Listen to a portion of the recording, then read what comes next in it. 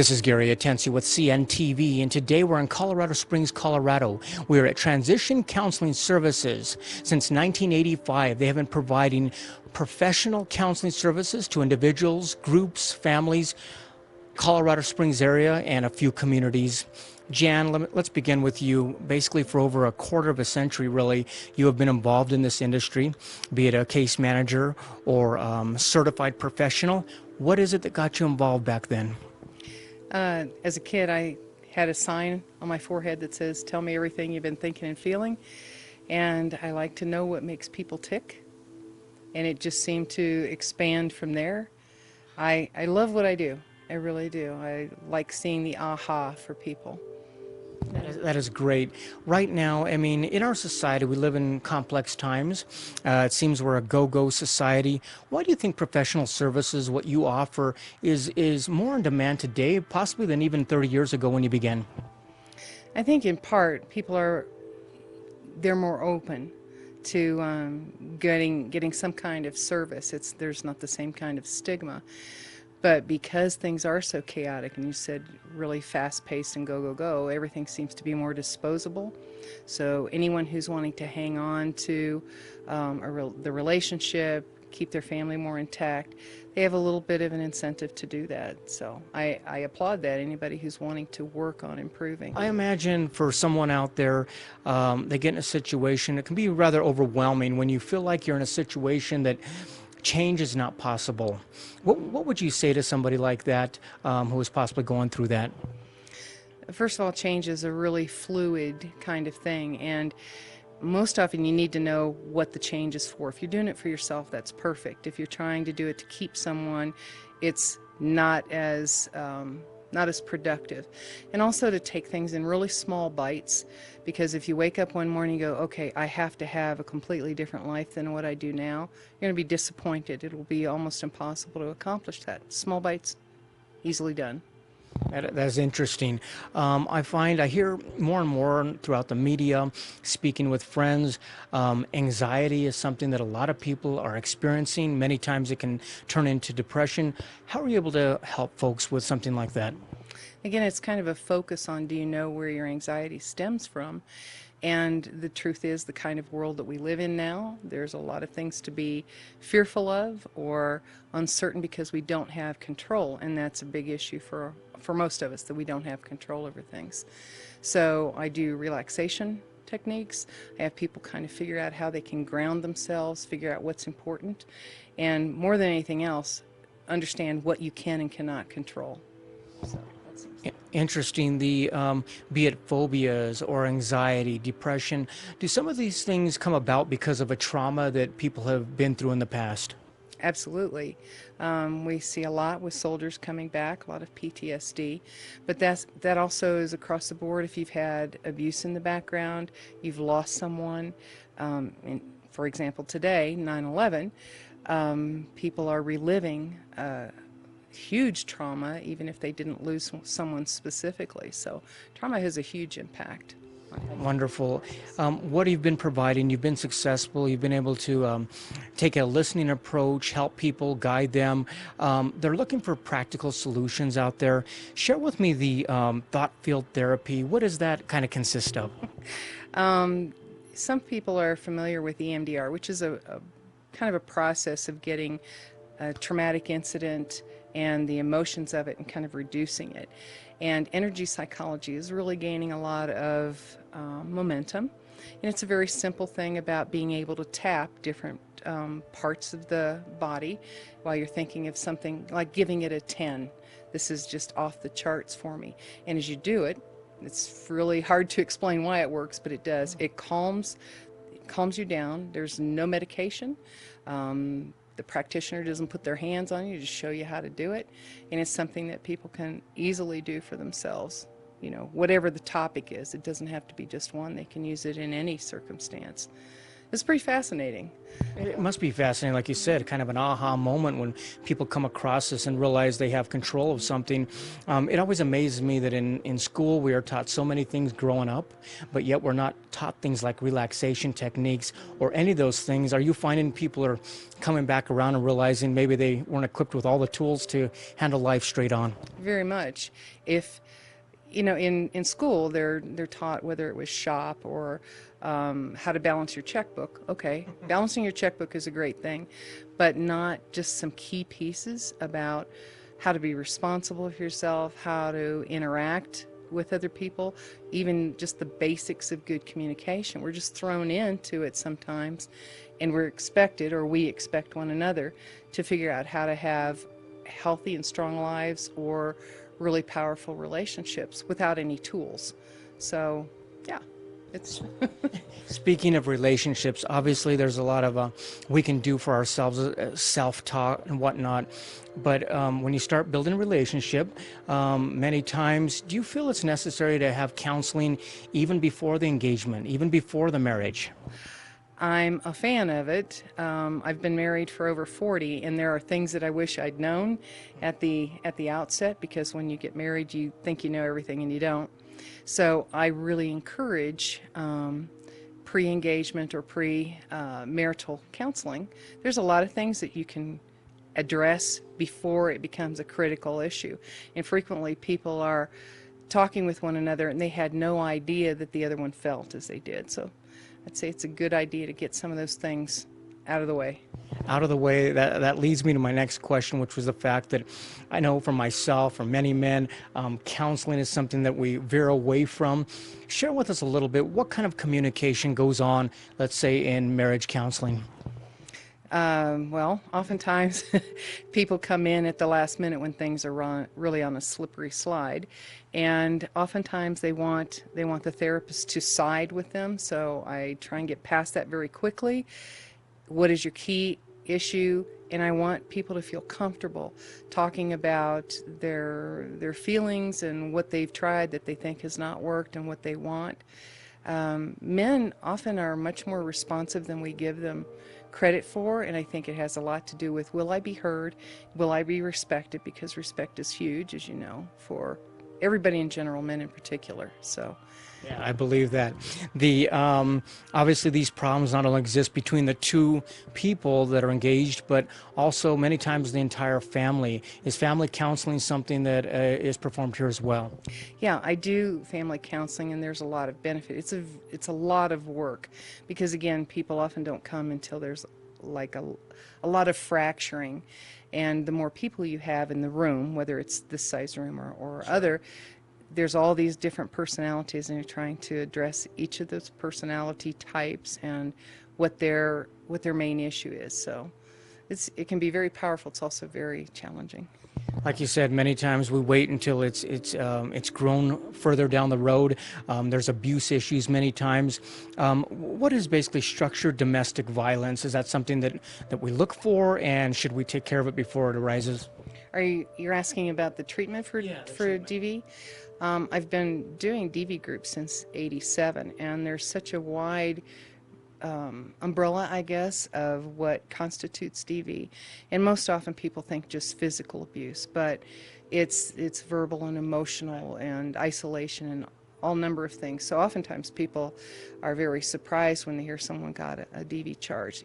There is a structured program, but there's a lot of the psychological piece to it, which is where probably most of the power comes from change. When you have a group of 10 people and they realize it's not just me, and there's something to be learned from one another. It's often my honor to be around people, and I'll say specifically men, although I have women's groups. But watching men work it's very gratifying. Ultimately, making sure there's a safe environment as well, I imagine, is something that you're very in tune to. Absolutely, and I do not do specific victims groups here. There's a number of wonderful agencies that do, but everything that the underpinning of working through DV is making sure that family is safe, and even that the person who has committed some act, make sure that they're safe for themselves as well. They know how to exit, they know how to time out. Yeah. We've talked a lot about personal, family. Are issues sometimes coming up in the corporate world as well, where intervention needs to be taking place there? I think sometimes corporations are worried about the transferring of domestic violence issues being brought into the workplace, understandably, because it happens.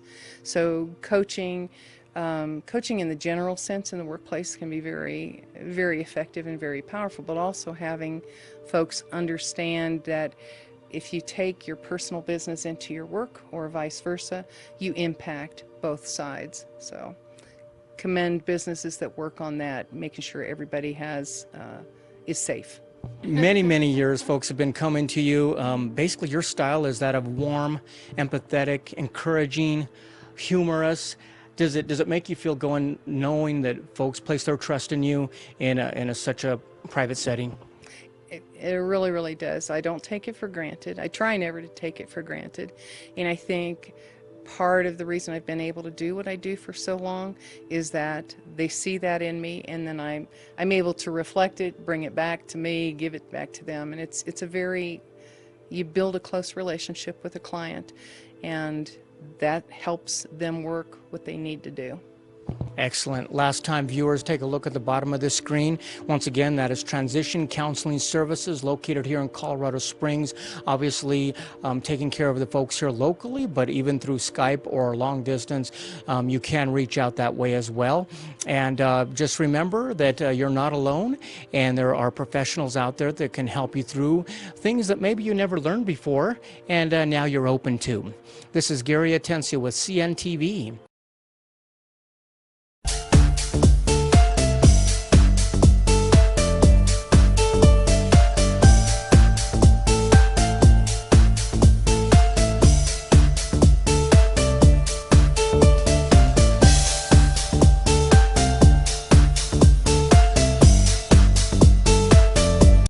This is Gary Atencio with CNTV, and today we're in Colorado Springs, Colorado. I'm here with Doug Herring, an independent agent from the Summit Financial Group. Since 2013, he has been helping individuals, business owners with risk management and the solutions for better peace of mind.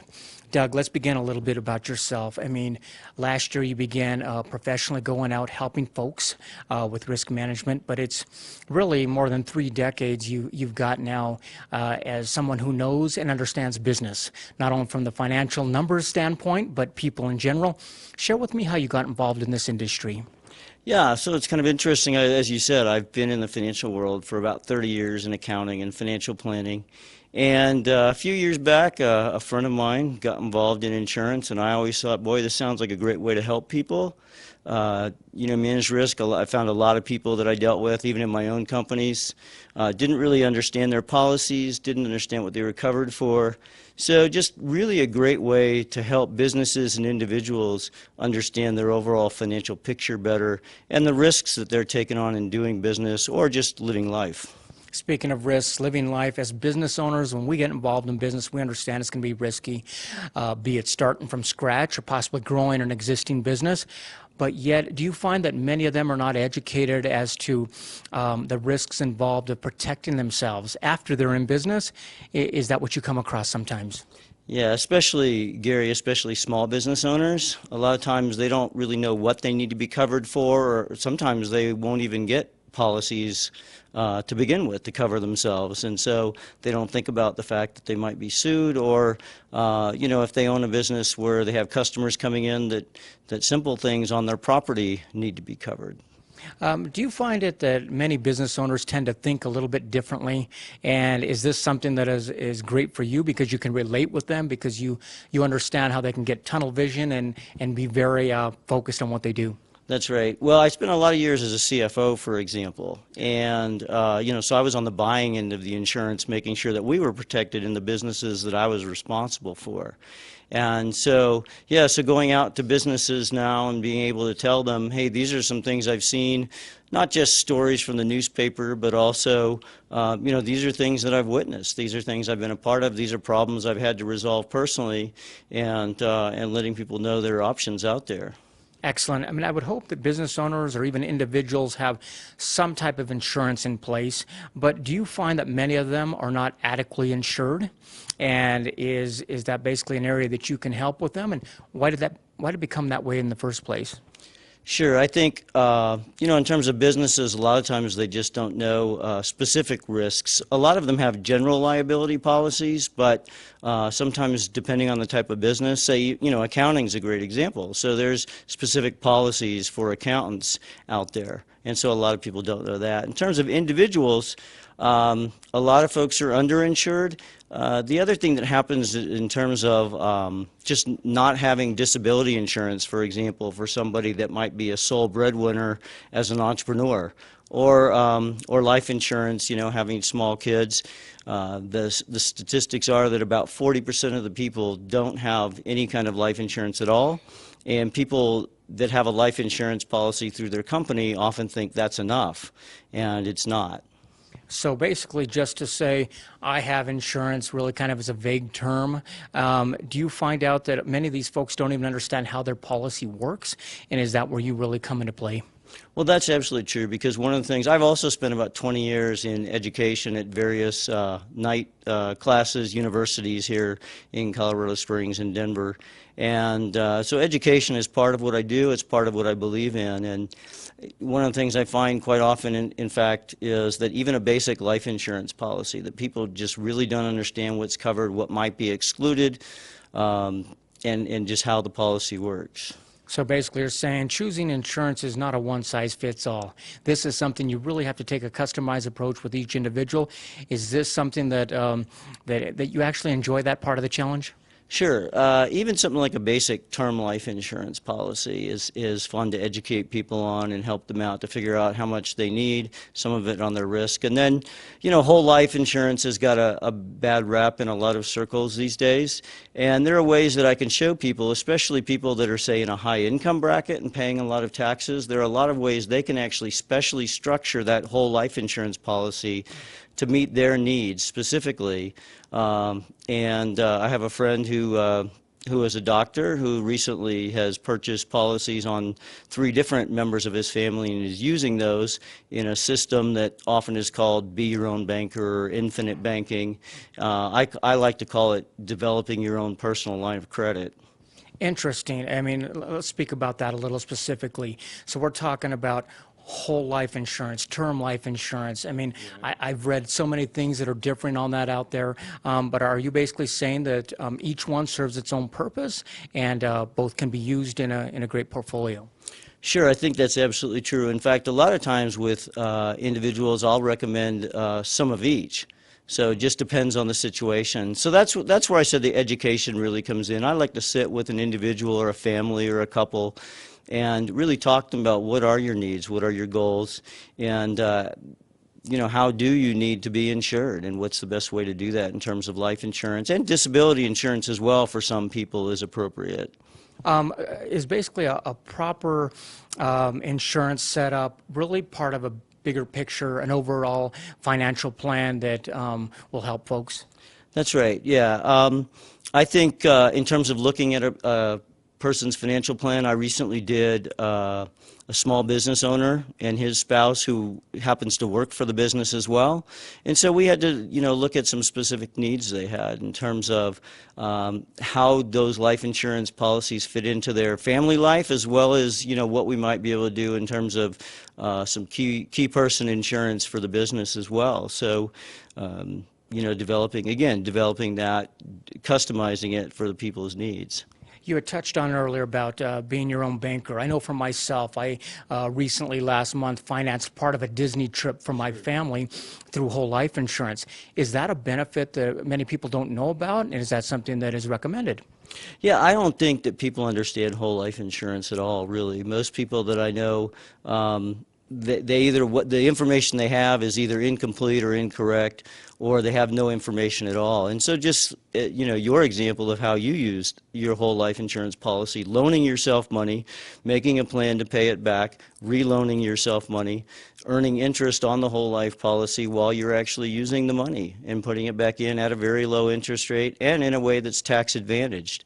Many people don't know that a very good, well-structured whole life insurance policy over time can be, after taxes, be roughly about 4%, 4% return, which for a pretty safe investment or savings, we're not supposed to call it investments actually, but for a savings plan actually works pretty well and is comparable to a 5 or 6% taxable rate, which try to find that in an almost guaranteed investment right now, and you're not going to find it. So. Absolutely. One of the things, obviously, to find an agent out there important is trust. Obviously, an agent needs to be more than just an informational website that people can click to. Is that what you strive for? Yes, absolutely. In fact, one of the reasons that people say in polls that they don't buy life insurance is they don't trust an agent, but they don't know enough to go to the web to just get a quote. And so one of the things that I want to do is, in a very low pressure environment, again, educate folks, discuss with folks what their needs are, and then we can, if it's appropriate to sell them a policy or a specific kind of policy, then let's do that and let's make sure they're protected. Like any important purchase out there, be it a home or a fine diamond, insurance is the same way. It becomes an educational process. Do you enjoy as people learn more and more about their policies, and are they sometimes taken back by what they find? Yeah, I think, again, just a recent conversation I had with a very young couple with a very small child, and they were buying actually, not a big policy, and to be frank, I didn't make a lot of money off it. But sitting with them at their kitchen table, talking about what they could afford, what they did need in their situation, and being able to make sure they were protected was well worth it. And hopefully being able to do that for the rest of their lives. Excellent. So be it an individual at a kitchen table or group policies, are group benefits something that you specialize in? Yeah, group benefits are really important. It's important for businesses to understand what they're buying, why they're buying it. Maybe sometimes companies want to overbuy insurance, and there are methods that I'm just now starting to pursue to make it even more affordable for businesses. So things that are, again, tax advantage for both the employee and the employer, and reduce the need for, say, what's now called a gold insurance plan, where employers could maybe even reduce their coverage but still benefit their employees. So that's really important. The other thing is to educate the employees at the business. So when we do a group policy, the other thing I like to do is do like a lunch and learn with the employees as to how those group benefits fit into their personal benefits they might have. Of course, some of that we have to do on an individual basis. I imagine a lot of the individuals have many questions for you, and that's got to be an educational process. Obviously, risk management is important for individuals, but for businesses, there are many areas to be concerned with, not only for the life insurance, disability, even the commercial property, or not only that, but if something should happen to somebody while they're at the facility. Are these all the areas that you can help with? That's right, and I can help with all of that. I think a lot of things that people don't realize, people don't think about is, again, you mentioned if a customer comes in and gets hurt on the property, pretty much you're responsible whether you did anything wrong or not. And so you really need coverage for that. You want to make sure you're adequately covered. The other way that we can help is, workers' compensation insurance, of course, is required. And going through safety programs, how do you make sure your workers don't get hurt in the first place? So that helps your workers. It also helps you reduce your insurance costs and manage your risk. Excellent. Viewers, take a look at the bottom of the screen right there. What you're going to see, first of all, is his contact information. Contact information, give him a call or reach out via email. Basically request a quote or request to sit down at a place of your choosing. He can sit down, possibly look at a policy you have in place and to give you some recommendations. Or if you're somebody who's just starting out and looking for some coverage, obviously that's a great way as well. You can also see the website there for the Summit Financial Group, where you can see a lot of the services that he is able to offer you. And let me ask you, I mean, for nearly a quarter of a century, you've been out there dealing with companies, both large and small, not only buying insurance, but being on the other side as well. Like you said, you're a helper by nature. Is this kind of a natural fit for you, being an agent for folks? Oh yeah, I love it. I really enjoy my clients. I enjoy getting to know them. I think that's one thing I really enjoy about being an insurance agent is I really get to know the people I'm working with, and I know their businesses. I know how I can help them best, and I really feel like when I complete a sale, when I complete an application, that that I'm benefiting the customer. It's not just about me and making that next commission. It really is about helping people and making sure that they're taken care of. Taken care of. That is Doug Herring, independent agent of the Summit Financial Group. This is Gary Atencio with CNTV. And if you don't know, now you know. Until next time, if you know of a business who you feel the whole city should know about, nominate them, we'll send a reporter out. This is Gary Atencio from CNTV. And if you don't know, now you know.